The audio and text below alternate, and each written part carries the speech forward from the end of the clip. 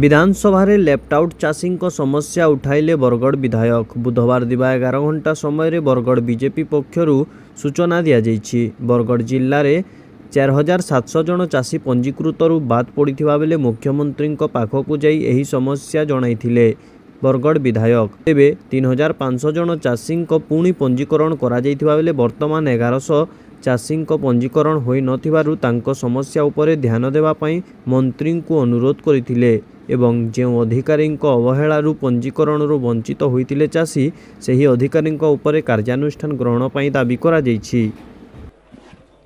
मोर जिले में मु स्वीकार करुच्ची 4700 चाषी जोटा लेफ्ट आउट आम आसिक माननीय मुख्यमंत्री पाखे बसिलु एवं समस्त लेफ्ट आउट जिते अच्छा भेरिफिकेशन हो समस्त को दि जाऊ बोलिकी लगभग से 3500 मोर पाखे जहाँ अच्छी 3500 रु बेसी चाषी पुणी रेजिस्ट्रेशन कर टोकन भी पाई सारे पुणी माननीय मंत्री को ये अनुरोध करुच्ची जो 1100-1200 चाषी रेजिस्ट्रेशन करी पारि नाहंती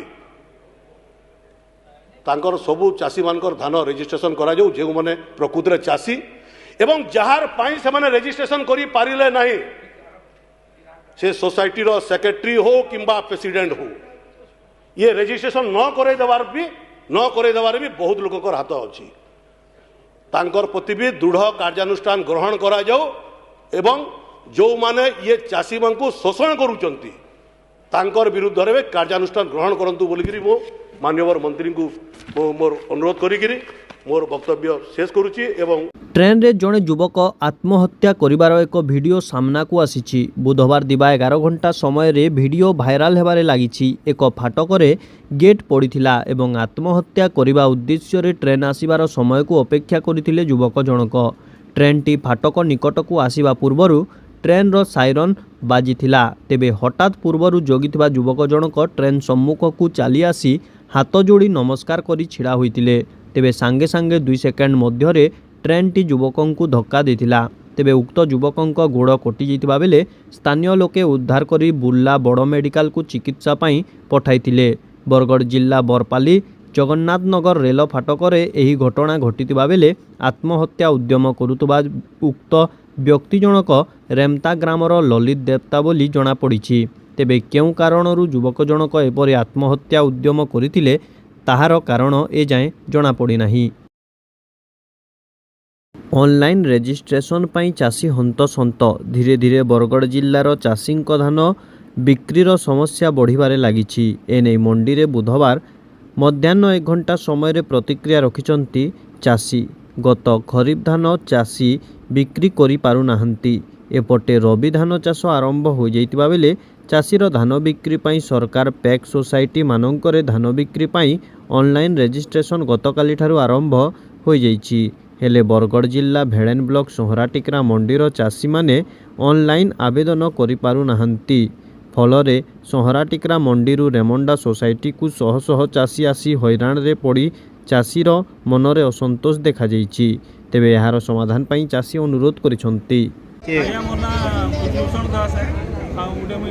सोसाइटी अंडर गोटे चाषी हैं आमर सोहराटिका मार्केट यार्ड रे 1400 रु ऊर्ध्व चाषी अच्छा जेनटा कि कार्ड बनावार लगी गोटे कंप्यूटर रे समस्या होचे से लगी सरकार को अनुरोध करुचे 2टा कंप्यूटर दूँ आउ चाषी कार्ड बनावार लगी बाद नहीं पड़ू आउ विगत वर्षर धान भी रही है कार्ड नहीं बनवार लगी आ से चाषी मैंने बहुत दुखरे अच्छा बहुत समस्या हो झमेला भी होचे गोटे कंप्यूटर लगी बहुत असुविधा हो 1400 रु 1500 चाषी अच्छा आ 1400 रु 1500 चाषी गोटे कंप्यूटर रे केते दिन भितर करि पारबे आपन निजे भाबी पारथु।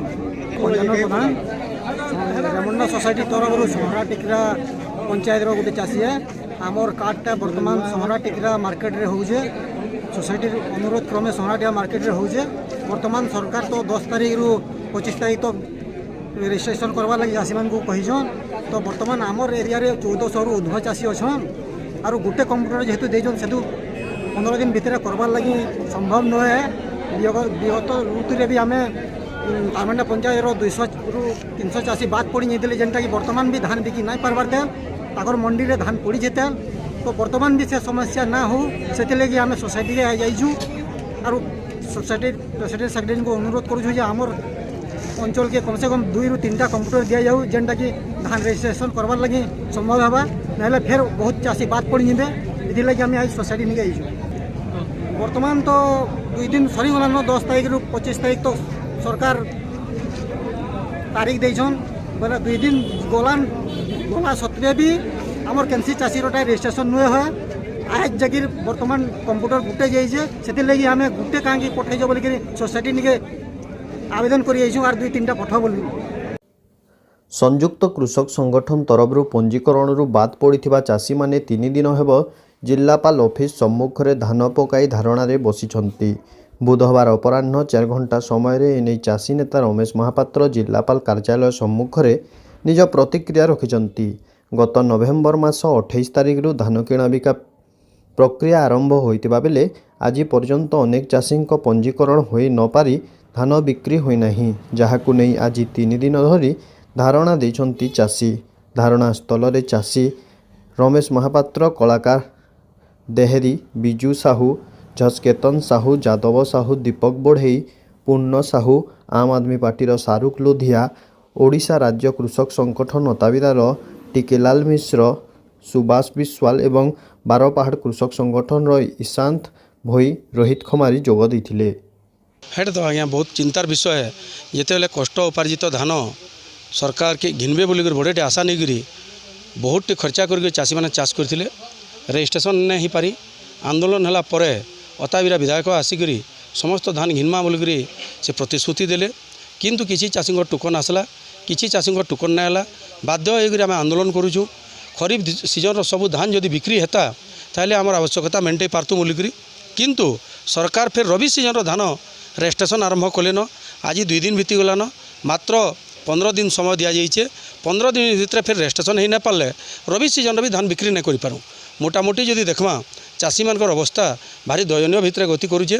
खाली काली जेनटा विधानसभा रे बरगढ़ विधायक कहले जे बरगढ़ रे प्रकृति किसी भूल रही जाता जार फल कि 4800 चाषी पंजीकृत हो ना पारी एवं किसी चाषी टोकन पाइजन जेन चाषी माने टोकन ना पाई से योग्य चाषी मान को टोकन दि जाऊ धान किणा जाऊ जेन माने बदमाश काम करिजन से सेक्रेटरी होन बा प्रेसिडेंट होन ताकर विरुद्ध कार्यानुष्ठान नि जाऊ बोलिक आमको आशा लगुच निश्चित भाव में खरीफ सीजन सब धान टोकन देकर घिनबे बोलिक। द्वितीयतः धान जेन नुआ रजिस्ट्रेशन रबी सीजन करुचन तार जदि डेट वृद्धि नहीं करेंगे बा सिस्टम के जदि अधिक नहीं करेंगे ताले बरगढ़ रे गला वर्ष 92,000 चाषी पंजीकृत होते एते कम समय भितर ये गोटे सिस्टम रे सब चाषी पंजीकृत हो ना पारन तेणुक आमर दाबी होची जे डेट एक्सटेंशन करा जाऊ आदर सिस्टम के अधिक करी बरगढ़ जिलार समस्त धान बिक्री करवार लगी चाहूबा चाषी मान को धान बिक्री करवार लगी सुजोग दि जाऊ। लुपुरसिंघा समवाय समिति रे ताला देले चाषी। लुपुरसिंघा समवाय समिति रे पंजीकरण चालुथबा बेले लुपुरसिंघा ग्रामर चाषी प्रकाश चांद बुधवार अपराह्न 3 घंटा समय रे ऑफिस को आसी से 10 एकड़ रु ऊर्ध्व चाष करिथिबा बेले गोटे भी टोकन आसी नथिबारु धान बिक्री करि न पारी असुविधा रे थिबा अभियोग आनिबा सह प्रथमे खरीफ धान समस्त बिक्री हेउ तापरे नूतन पंजीकरण करा जाऊ बोली कर्मचारी को बाहर करी समिति रे ताला दैछंती। मुझे आज प्रकाश कुमार चांद आमर वीर बजरंग बली सोसाइटी ताला दौजा मोर टोकन 9.5 एकड़ मुझे कर करसी भाग चाषी है अब तक नुए आसे आमको कही जे ना मार्च 31 तक आवा मस्ट आवा बोले किंतु अब तक भी ना आसला से लगे मुझे गोटे मेडिकल रे भी दिली 2 मास मोर नुए हुए ओटा ऑपरेशन हो जाए और मोर धान भी लोचे कलान बस्ते भी धान बीजे भी धान यार चार हुए तो केनता करा लिबा नवा पंजीकरण करी दिया हवा कि टोकन लागी अटकी दिमु आर केते दिन अटकीमु नेक्स्ट चार्ज बिल सार लालो बोला इथिर लागी मुई ताला देई जा जाना करबार जे पुलिस प्रशासन करू मते अरेस्ट करबा करू हंती तो मली न मुर्दार के मारी गिर लाभ काना है मारू जेंटा हवा देखमा। बीजेडी विधायक प्रसन्न आचार्यଙ୍କ प्रश्नर उत्तर देले अश्विनी षडंगी। बुधवार मध्याह्न 12 घंटा समय बीजेपी बरगढ़ पक्षरु एने सूचना दिया जाइछि। छत्तीसगढ़ राज्य रे चाषींक पई हेउतबा व्यवस्था को सरकार दीर्घ वर्ष धरी चाषींक पई करिथिबा बेले गत 24 वर्षरे सरकार ओडिशार चाषींक पई कौन करिछि बोली प्रश्न करिसंती विधायक श्री षडंगी। छत्तीसगढ़ रे अरुआ चाउल हेउतबा बेले ओडिशा रे अरुआ मिल मध्य पूर्व सरकार करिपारि नथिबा कहिसंती। ଏହା सह 100 टंका बोनस को नै मध्य विधानसभा रे कहिसंती विधायक। केंद्र सरकार 100 टंका बोनस सहयोग न करिथिबा अभियोग करिथिबा बेले पूर्व सरकार चाषींक पई 100 टंका बोनस किपरि घोषणा करिथिला बोली प्रश्न करिसंती। विजु जनता दल तरफ काट प्रस्ताव रे जो दुई जन मोर बड़ भाई प्रसन्न आचार्य एवं मान्यवर विधायक प्रताप देव जो कथा कहले आमे राजनीति करू ना हो आमे चाषी मानकर समस्यार समाधान करबा पई पहुँचु कथा कथारे से राजनीति एठी भी करदेले। मु दुई तीन उदाहरण देवी।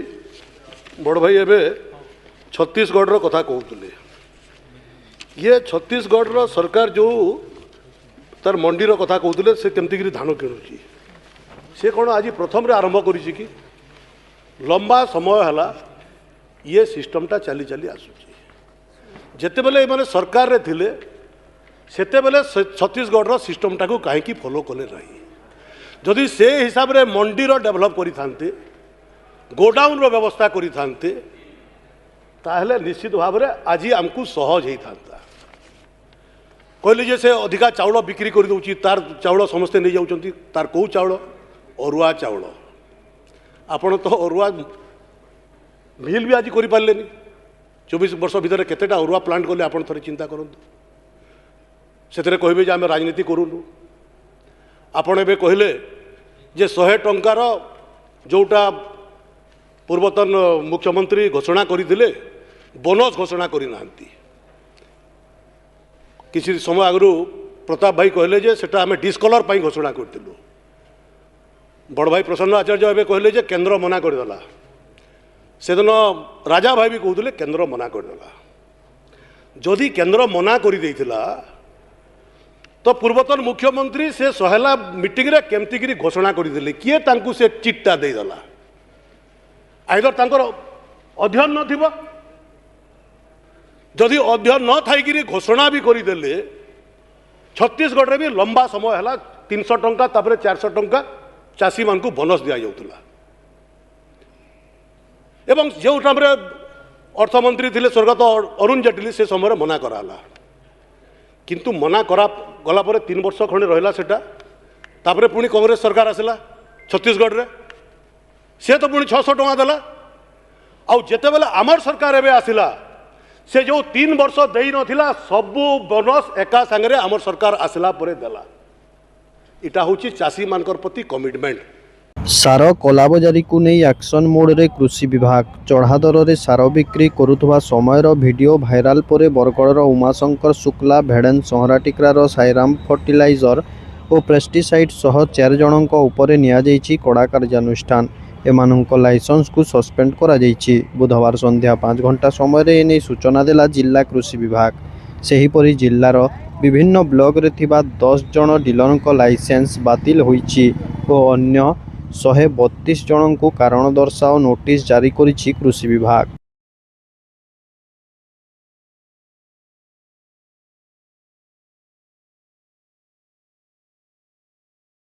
तुरंत न्यूज अपडेट पाई आम चैनल को सब्सक्राइब करंतु एवं नोटिफिकेशन पाइबा पाई बेल बटन को दबांतु।